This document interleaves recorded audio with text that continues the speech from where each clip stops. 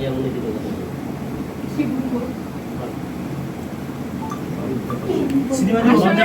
বলার ভাষা খুঁজে পাচ্ছি না। আমার প্রথম ছবি রিলিজ হচ্ছে, আমি তো একদমই নার্ভাস। কি বলবো, আপনাদের প্রশ্ন আছে কোনো মুভি নিয়ে?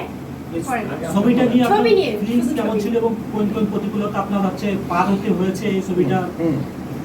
আসলে যেহেতু আমি নতুন, হিরো আলমের হাত ধরে আমার হচ্ছে মিডিয়াতে আসা, সেক্ষেত্রে মুভি করতে গিয়ে অবশ্যই আমার অভিজ্ঞতা বেড়েছে। কারণ উনি হচ্ছে অনেক সিনিয়র ব্যক্তি আমার কাছে। এর আগে ওনার হচ্ছে কয়টা মুভি রিলিজ হয়েছে? 3টা মুভি রিলিজ হয়েছে, আর আমার এই প্রথম মুভি রিলিজ হচ্ছে বাদশা দ্য কিং। সো শুটিং করতে গিয়ে অনেক ক্ষেত্রেই আমি হিরো আলমের কাছ থেকে হেল্প পেয়েছি। সে আমাকে অভিনয় বলেন বা গানের মধ্যে কি বলে অনেক কিছুতেই সে আমাকে হেল্প করেছে।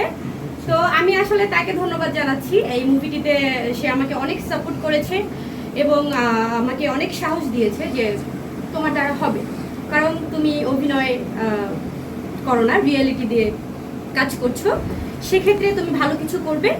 আর আমি খুব চেষ্টা করেছি। আমাদের ইভান মল্লিক পরিচালক, সে আমাকে তার যে গল্পের মতো করে সে আমাকে গড়ে তুলেছে এবং আমার বেস্ট দেওয়ার চেষ্টা করেছি বাদশা দ্য কিং এ।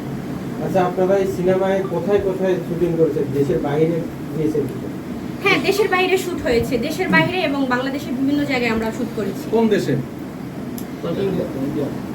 কলকাতা, আসাম, সিকিম, এইসব জায়গায় আমরা শুট করেছি।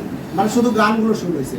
আর রিয়াপু, একটা প্রশ্ন, সেটা হচ্ছে যে আপনি অনেকগুলো মিউজিক ভিডিও করেছেন আলম ভাইয়ের সাথে, তো এই মিউজিক ভিডিও এবং এই সিনেমা, এই দুইটা আসলে কোন পার্থক্যের জায়গাটা কি মনে হয়েছে আসলে কাজ করতে? অল্প একটু দিয়েছে না, মিউজিক ভিডিও হচ্ছে আসলে সেটা তো অভিনয় না, সেখানে হচ্ছে মিউজিক ভিডিও আর হচ্ছে অভিনয়, সিনেমা একদমই ভিন্ন কিছু। কারণ এটা হচ্ছে বড় পর্দা, তো বড় পর্দায় কাজ করতে গিয়ে আসলেই অনেক কিছু শিখতে হয়েছে বা অনেক স্ট্রাগল করতে হয়েছে।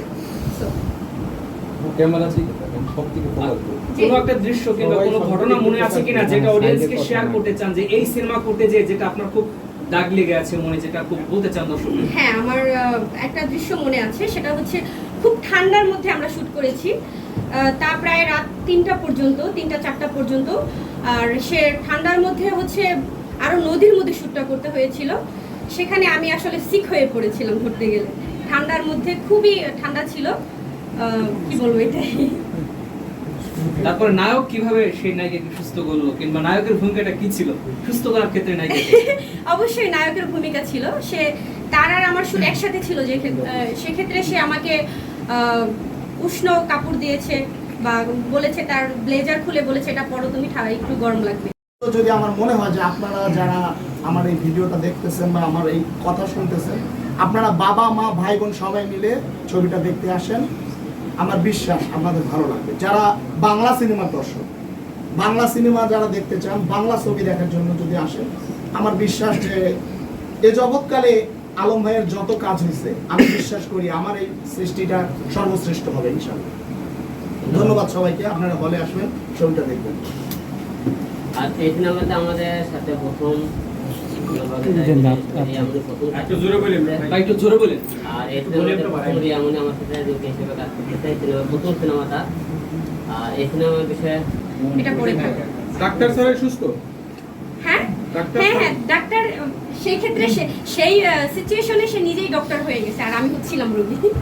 আপু, এই সিনেমাটা দর্শক কেন দেখবে? সিনেমা তো দেখা যায় কমনই হয় এই স্টোরি, আপনাদের এই সিনেমার মধ্যে কোনো ভিন্নতা আছে কিনা? ভিন্নতা হচ্ছে হিরো আলমের মুভি, আর সেক্ষেত্রে নামটা শুনেই বুঝতে পারছেন যে বাদশা দ্য কিং, এরকম টাইটেলে তার কোনো ছবি এখন পর্যন্ত আসেনি। সেক্ষেত্রে বাদশা দ্য কিং দেখতে ঢুকলে আপনারা বুঝতে পারবেন যে কতটা ভিন্নতা আসলে আছে ছবিটার মধ্যে।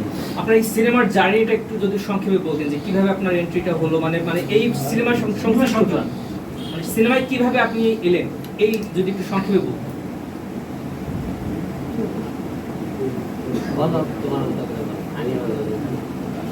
কিভাবে আসলে, যেমন হিরো আলম তো নায়ক, তো আপনি নায়িকার চরিত্রে এই সিনেমায় কিভাবে সুযোগটা পেলেন? আমার এমনি, আমি একজন অনেক বড় রাজনীতিবিদের মেয়ে। না, মানে সিনেমার গল্প না, মানে এই সিনেমার সাথে আপনার কিভাবে সংযুক্ত হলেন, কিভাবে সেটা বলছি। নায়িকা হলে কি? ও আচ্ছা, সেটা হচ্ছে আমাদের পরিচালক ইভান মল্লিক, সে আমাকে চুজ করেছে হিরো আলমের সাথে এভাবে। আচ্ছা, এখানে আরেকটু কথা বলি। আমি কিন্তু প্রথমে ওনাকে নিতে চাইনি, কারণ আমি আলম ভাইকে বলছি আমার সমস্ত স্বাধীনতা দিতে হবে। কারণ আমি আলম ভাইকে বললাম যে আমার স্বাধীনতা দিতে হবে, আপনি যাকে খুশি তাকে দিয়ে দিবেন, যে এনাকে নিয়ে কাজ করেন এনাকে নিয়ে কাজ করেন, তা না। তো পরে আলম ভাই বললো যে আপনি আগে ট্রাই করে দেখেন যে হবে কিনা। তো আমি কিন্তু আমার মতো করে অন্য সিলেক্ট করে ফেলেছিলাম। আর আমার জন্য প্রতিকূল আরেকটা বিষয় ছিল যে আমি যদি কোনো নায়িকা চুজ করতেছি, সবাই কিন্তু কোনো এক কারণে হিরো আলমের সাথে কাজ করতে আগ্রহ প্রকাশ করে না। সব গল্প শুনে খুব আগ্রহ প্রকাশ করতে, খুব ভালো সুন্দর এই হওয়ার পরে যখন বলি আপনাকে কিন্তু হিরো আলমের সাথে কাজ করতে হবে, হ্যাঁ, তো দেখা গেছে যদি ব্যাকডেটেড নায়িকাও হয় তারপরে বলে যে আমি করবো না। তো তারপরে হচ্ছে আমি ওনাকে স্ক্রিপ্টটা দিলাম, একটু গ্রুমিং করাইলাম, দেখলাম যে না উনি পারতেছেন। তারপরে আমি আলম ভাইকে বললাম ঠিক আছে ভাই, আমি যেহেতু চ্যালেঞ্জটা নিয়েছি তা ওনাকে নিয়েই করবো, কাজ করবো। আলম ভাই বলে কিং দ্য বাদশাহ নাকি খান, একটু বলবেন সিনেমাটা নিয়ে? আসলে বাচ্চাটা কিং সিনেমা আপনারা সবাই জানেন, নামটা একটু ব্যতিক্রম আর গল্পটাও ব্যতিক্রম, ফুল অ্যাকশন মুভি। আমি এর আগে অ্যাকশন মুভি করিনি, এটা প্রথম অ্যাকশন মুভি। যে অনেকে বলে না হিরো আলম দিয়ে অনেক কিছু হবে না, আসলে একটা পরিচালক ইচ্ছে করলে যে কোনো একটা আর্টিস্টও যে কোনো ক্যারেক্টার তৈরি করতে পারে, কিন্তু আমরা কি পরিচালকরা কোনো প্রযোজকরা সাহস নেয় না যে হিরো আলমকে হবে কিনা, হিরো আলম কোনো অন্য রূপে দেখে, অন্য চোখে দেখে, তার উপর রিস্ক নেবো কিনা।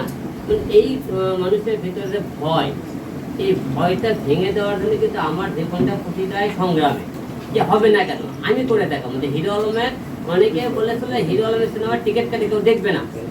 আমি 3টে সিনেমা রিলিজ করেছি, 3টে সিনেমা হলে টিকিট কেটে দর্শক দেখেছে, 10 জন দর্শক হয়েছে, তো হলে তো রিলিজ করতে পেরেছি।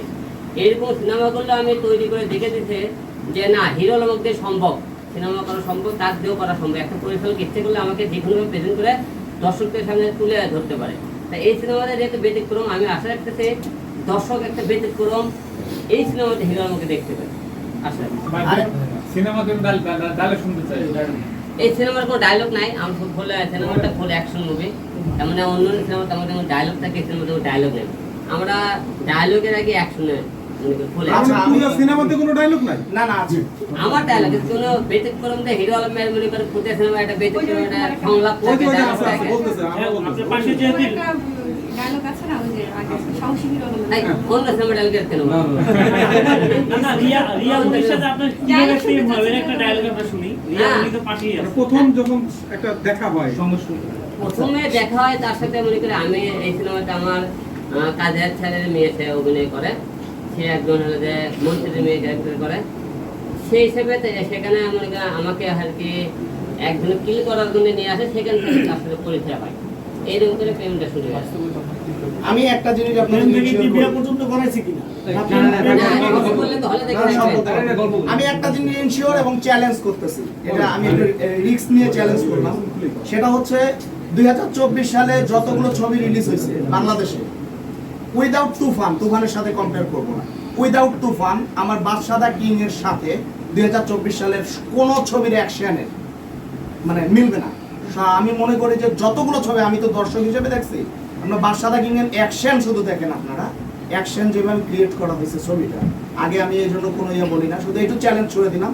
উইদাউট তুফান বাদে অনেক বড় ডিরেক্টর অনেক ছবি বানিয়েছে, গল্প কি হয় হোক বা কি অন্য কোনো কিছু নিয়ে বলি না, শুধু অ্যাকশনের সাথে কোনো ছবি মিলবে না।